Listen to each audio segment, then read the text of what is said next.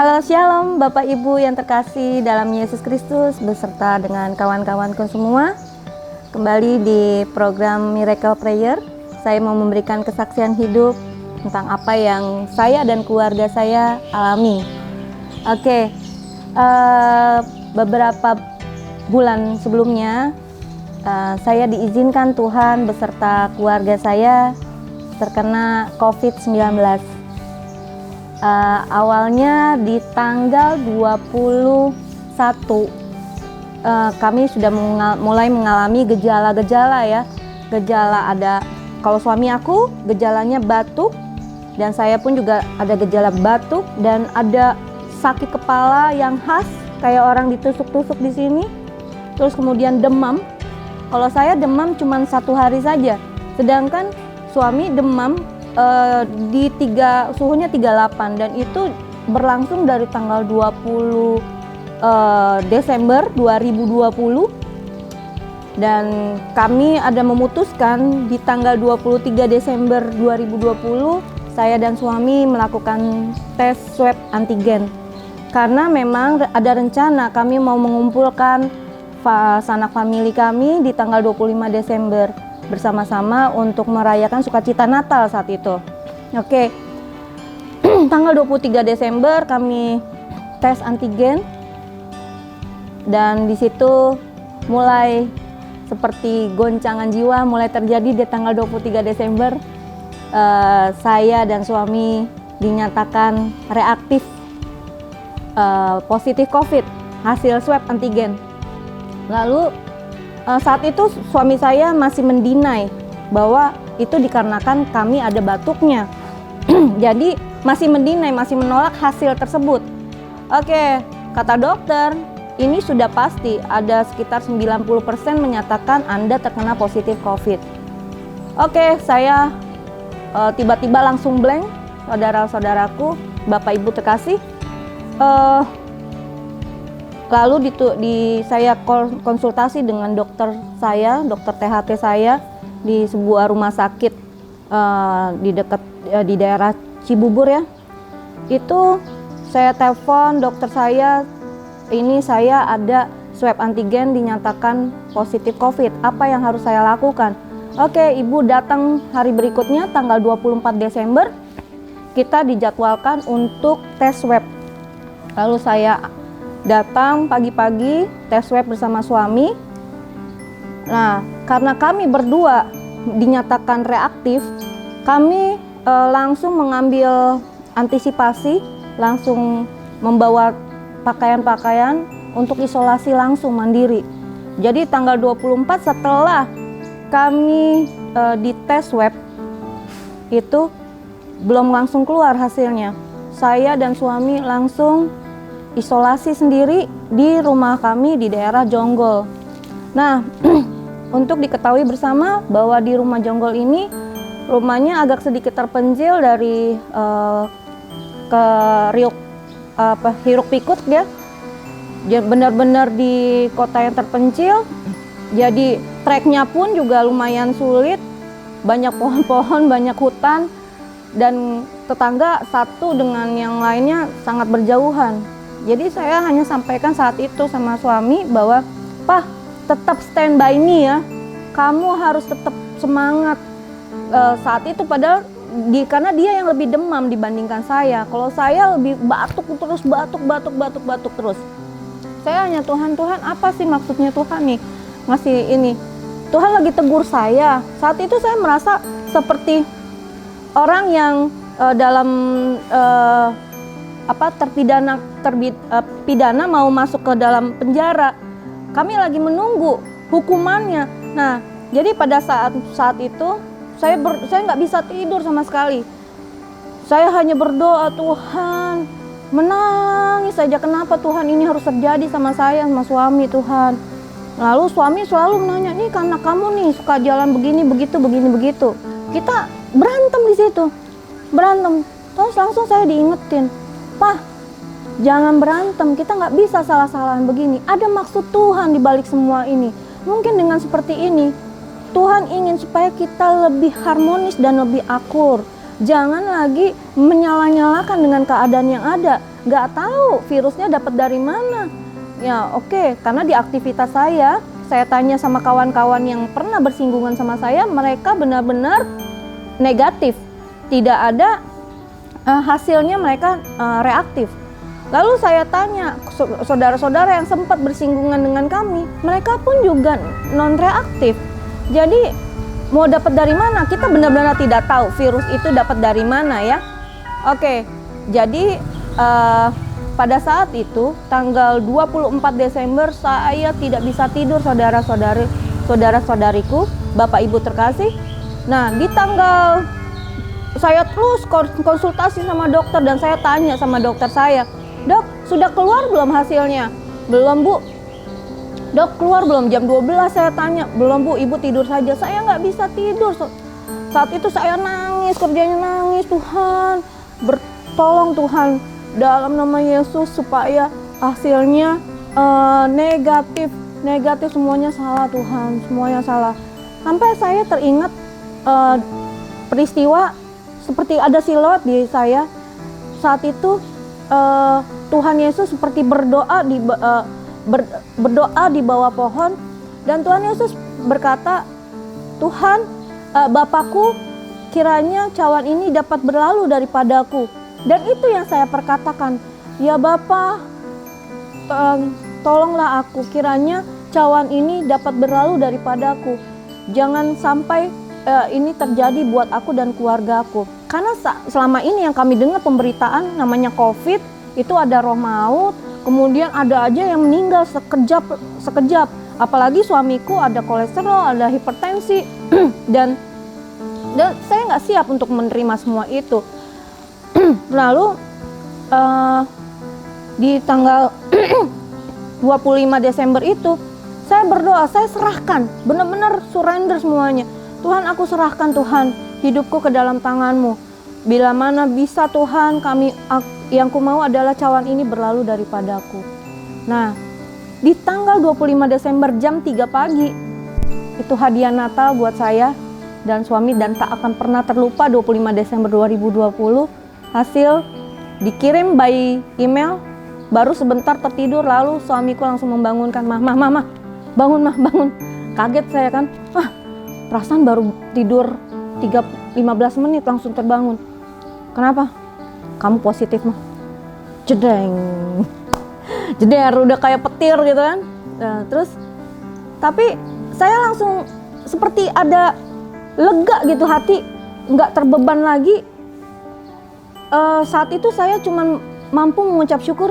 Saya bilang, "Terima kasih Tuhan, haleluya, Engkau baik Tuhan.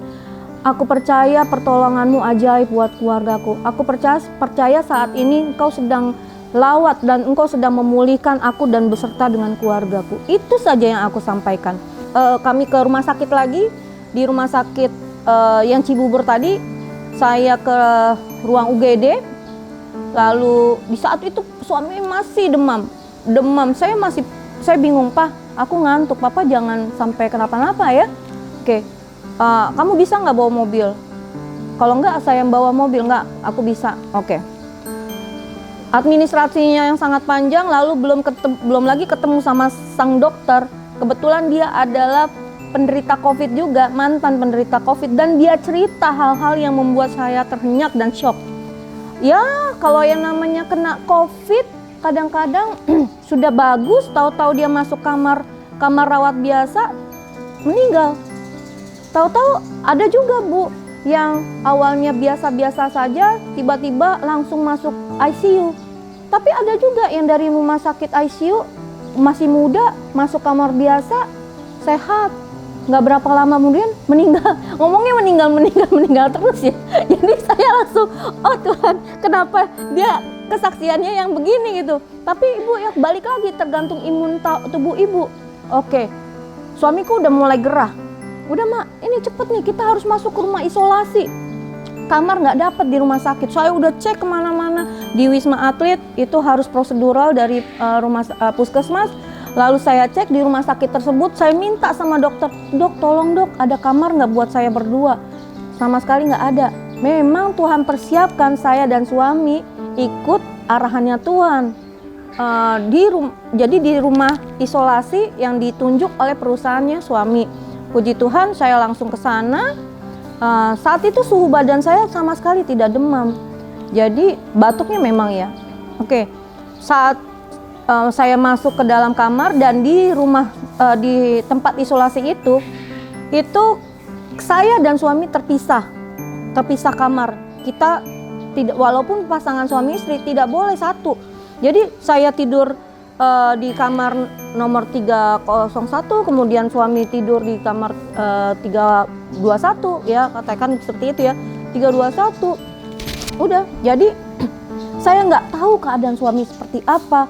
Kami hanya dikasih obat yang dari dokter di rumah sakit tersebut. Udah, kami minum obat-obatan, vitamin, semua kawan-kawan membantu ngasih minyak kayu putih, vitamin dan segala macam. Tapi satu yang saya lakukan, saya benar-benar komit, Tuhan, saya mau dengar arahan Tuhan saja. Jadi saya matikan TV dan saya langsung setel YouTube dan YouTube lagu-lagu rohani sama firman Tuhan aja. Itu aja yang terus saya lakukan. Sama TV, film-film saya nggak nonton.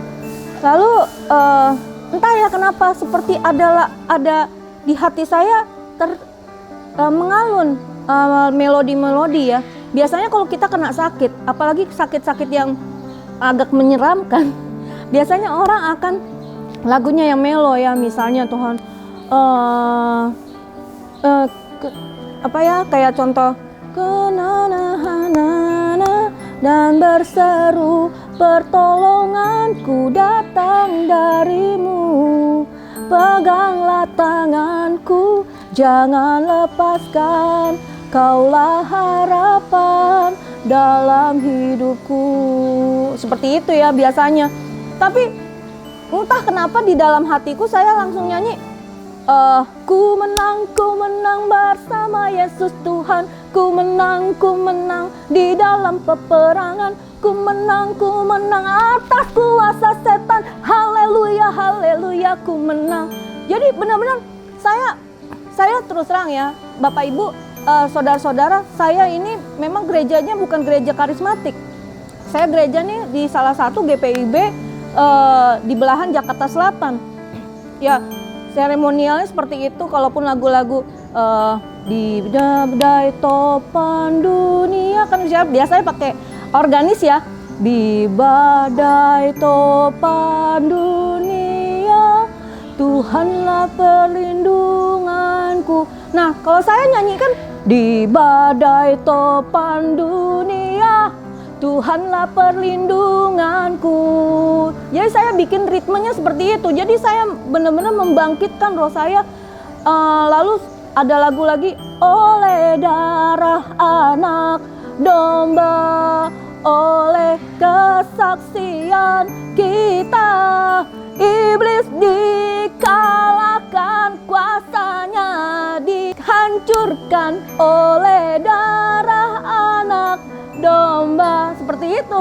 Jadi terus lagu-lagu itu mengalun. Dan ketika itu roh saya keluar, saya langsung, Tuhan Yesus, saya percaya, saya patahkan roh kuasa COVID di dalam nama Tuhan Yesus. Tidak berhak ada dalam tubuh roh dan jiwaku, tidak berhak ada dalam tubuh roh dan jiwa suamiku. Hari ini Tuhan, aku percaya di dalam nama Tuhan Yesus, kami telah dipulihkan, kami telah disembuhkan. Saat itu padahal saya sedang parau, saudara-saudara.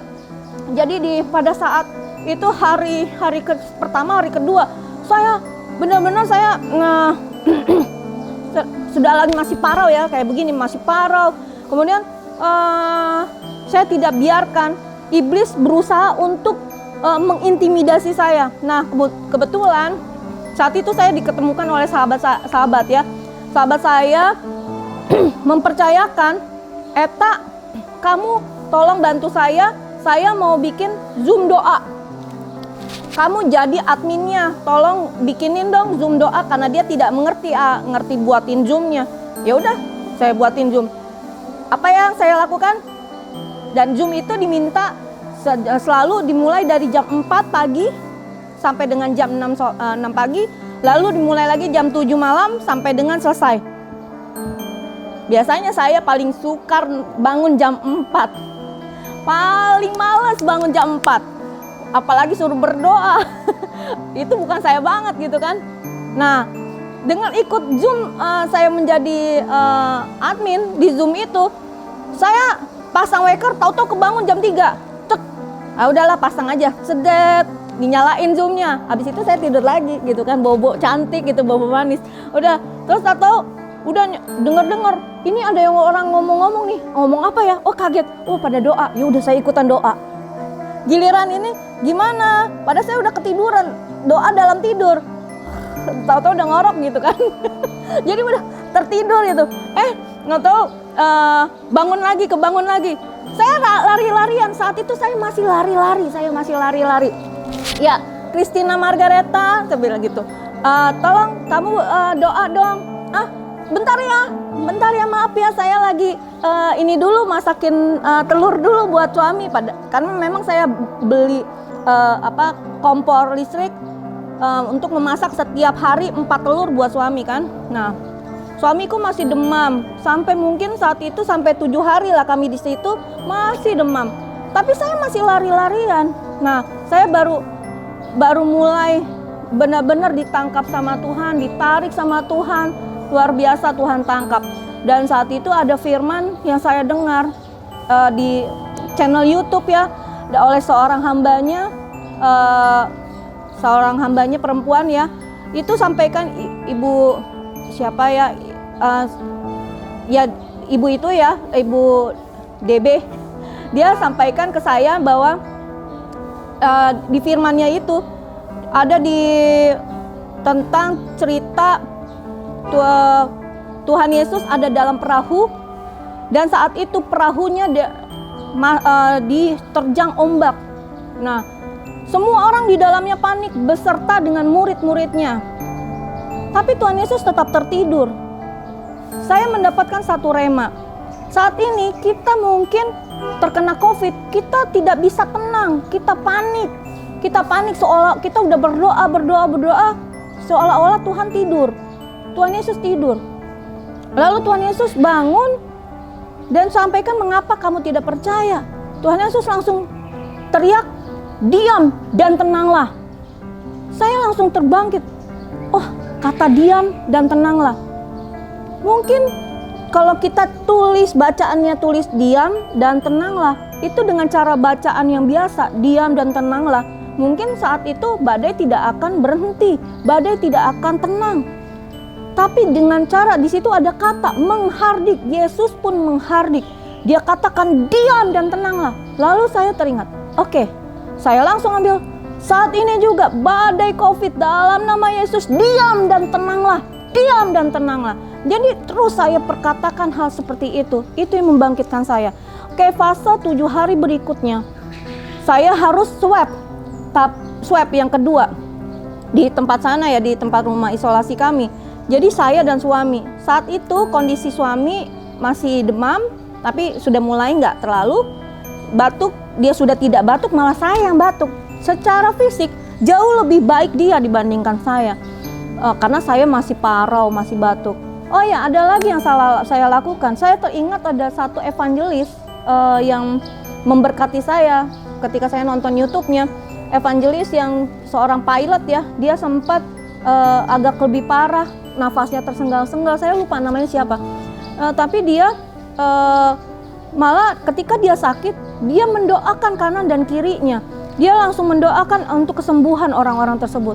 Nah, saya langsung teringat teman-teman yang ada di ruangan di rumah saya bilangnya adalah Universitas COVID. Teman-teman Universitas COVID saya saat ini mungkin yang nonton, hai semuanya, semoga selalu sehat dan tetap semangat. Oke, jadi saya doakan, ada salah satu ibu namanya Ibu Tambunan, Bapak Sirait, siapapun saya doain, Tuhan Yesus tolong Tuhan berikan kesembuhan buat mereka. Ada teman-teman juga yang tidak seiman, saya pun juga mendoakan mereka. Jadi saya ambil sikap, saya doakan, saya berkati mereka di dalam kamar saya doakan. Nah, puji Tuhan, tanggal 4 Januari, secara fisik saya udah mendingan, hanya cuman batuk-batuknya saja. Jadi karena memang harusnya swab itu saya bisa lakukan di tanggal 31 Desember. Tetapi karena petugas swabnya itu libur, dia baru ada di tanggal 4 Januari. Jadi terpaksa saya swabnya di tanggal 4 Januari. Jadi 4 Januari puji Tuhan hasil saya langsung keluar. Tanggal 3 Januari di swab, tanggal 4-nya kan keluar ya. Tanggal 4 pas lagi saya senam, suami aku bilang, "Mah, hasil kamu udah keluar, hasilnya negatif." Puji Tuhan, aku negatif. Aku teriak sama orang-orang di situ. Karena memang kebetulan saya bersama kawan saya mengkoordinir olahraga senam. Jadi memang yang ikutan senam itu ada sekitar 5 orang dan empatnya hasilnya cepat gitu. Saya bilang ini karena keringetan nih. Jadi harus keringetan. Kuncinya untuk menghadapi COVID adalah kita harus berpikir tenang. Kemudian kita minum vitamin, obat-obatan yang dikasih. Kemudian apapun ya seperti herbal, bawang putih dan yang lain-lain. Lalu berdoa sama kita harus gerak dan olahraga sampai keringetan. Nah, setelah saya itu, tapi suami saya masih positif COVID. Jadi dia masih panjang, masih berlanjut. Situ saya langsung, aduh Tuhan, kalau boleh seharusnya jangan dia yang panjang, biar saya aja yang panjang.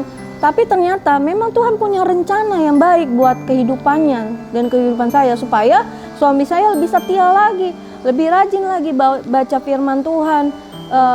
Dan dari situ kami mulai berhabit ya, puji Tuhan, semakin lama semakin dipulihkan. Walaupun ketika kami selesai saya dan suami sembuh, badai berikutnya datang, Bapak Ibu. Anak-anak saya terkonfirmasi positif. Padahal kami sudah keluar, tapi mereka positif. Anak-anak saya, 2 anak saya yang sudah teenager ya, mereka positif. Saya kembali lagi sedih lagi, Tuhan, oh Tuhan, kalau saya yang kena, mungkin saya lebih siap, tapi anak-anak yang kena. Nah, bapak saya pun sempat kena. Usianya udah 76. Semua orang panik. Semua, itu gimana? Si papa gimana? Harus diiniin. Ya udah, saya langsung mengasingkan anak-anak yang kecil saya asingkan. Kita isolasi di rumah Jonggo. Nah, keluarga saya yang positif masih di rumah. Jadi kita langsung suplai makanan. Minggu berikutnya, jadi pandemi saya panjang ya Bapak Ibu ya. Kalau orang lain mungkin udah selesai pandeminya, tapi kalau saya pandemi satu keluarganya nggak kena sekaligus, kenanya bertahap. Jadi saya sama suami udah sembuh, tapi di tanggal 10 konfirmasi positif itu 2 orang, anak dan papa saya. Tapi di tanggal 21 kita mau nge-swab ulang, anak saya dua-duanya kena positif lagi. Jadi papa saya udah negatif. Di tanggal di tanggal 17 Januari kita swab ulang, dan itu masih dinyatakan positif dua-duanya, dan CT-nya rendah. CT-nya masih 28-27. Artinya kadar virusnya itu sangat-sangat menular. Jadi semakin rendah CT itu semakin menular. Nah, saya langsung, aduh gimana nih? Tuhan mengingatkan kepada hamba-hambanya, sahabat-sahabat saya di Zoom doa, Eta, kamu harus pulang. Kamu pulang ke rumah. Kamu doakan anak-anakmu. Oke, tadinya kan papanya yang pulang, lalu saya doa. Apa yang saya ambil sikap, Tuhan, apa yang harus saya lakukan? Lalu Tuhan mengasih siluet lagi seperti saat bangsa Israel dikutuk ke-10 bangsa Mesir, itu harus mengurapi rumahnya dengan darah anak domba Allah. Saya langsung ambil minyak dan saya doakan, Tuhan, tolong berkati minyak ini hanya minyak biasa, tetapi di dalammu minyak ini menjadi minyak urapan darah Yesus. Dalam nama Tuhan Yesus, saya mau mengurapi rumah ini. Saya langsung doakan semua rumah, sudut-sudut, pintu, jendela. Saya langsung nyanyi, oleh darah anak domba, oleh kesaksian kita. Lalu saya urapi anak saya yang pertama. anak yang paling sulung, saya bilang, engkau adalah kesulungan, anak kesulungan. Engkau adalah anak yang dahsyat, anak yang luar biasa. Saat ini mama minta di dalam nama Tuhan Yesus, semua roh yang ada yang bukan daripada Tuhan keluar saat ini juga di dalam nama Tuhan Yesus, keluar. Lalu tiba-tiba anak saya langsung seperti kayak mau jatuh gitu. Terus langsung tadinya dia sibuk dengan belajar, dia nggak mau fokus dengan cepat tidur. Dia selalu tidur jam 12, jam 1, jam 12, jam 1. Tahu-tahu setelah habis saya doakan, dia, "Mah, aku kok capek ya. Yaudah aku mau tidur." Ya, terus mah, tadi kenapa ya tiba-tiba kok aku kayak mau kelempar gitu. Saya bilang, "Itu Roh Kudus masuk, Bang. Nggak apa-apa, terima aja. Saat ini Abang harus tetap minta Tuhan Yesus jaga, Tuhan Yesus jaga." Puji Tuhan, luar biasa. Tanggal baru-baru ini di tanggal konfirmasi mereka negatif semuanya, itu di awal bulan Februari. Mereka tes swab yang keempat kalinya baru dinyatakan negatif. Terima kasih, terpujilah nama Tuhan, Allah perlindunganku, Allah kota bentengku. Dialah yang melepaskan kami sekeluarga dari virus COVID. Dia sangat mampu dan saya percaya pada masa Masehi Tuhan mampu menyembuhkan wanita yang pendarahan hebat, dan saat ini pula aku yakin percaya Tuhan pun telah memulihkan saya dan keluarga. Terima kasih. Tuhan Yesus kita dahsyat, Tuhan Yesus baik. Tetap percaya, semangat, tetap semangat. Bila mana Anda semua mengalami masalah, tetap tenang, jangan panik. Kita tetap ambil sikap, kita berdoa, dan kita harus perkatakan, Tuhan Yesus baik, Tuhan Yesus dahsyat. Semua roh yang bukan daripada Tuhan keluar. Jadi kita sampaikan, kita harus berani menghardik iblis. Terima kasih, demikian kesaksianku. Kiranya apa yang saya sampaikan saat ini dapat memberkati kita semua, dan tetap semangat, jaga kekudusan. Tuhan Yesus memberkati. Salam.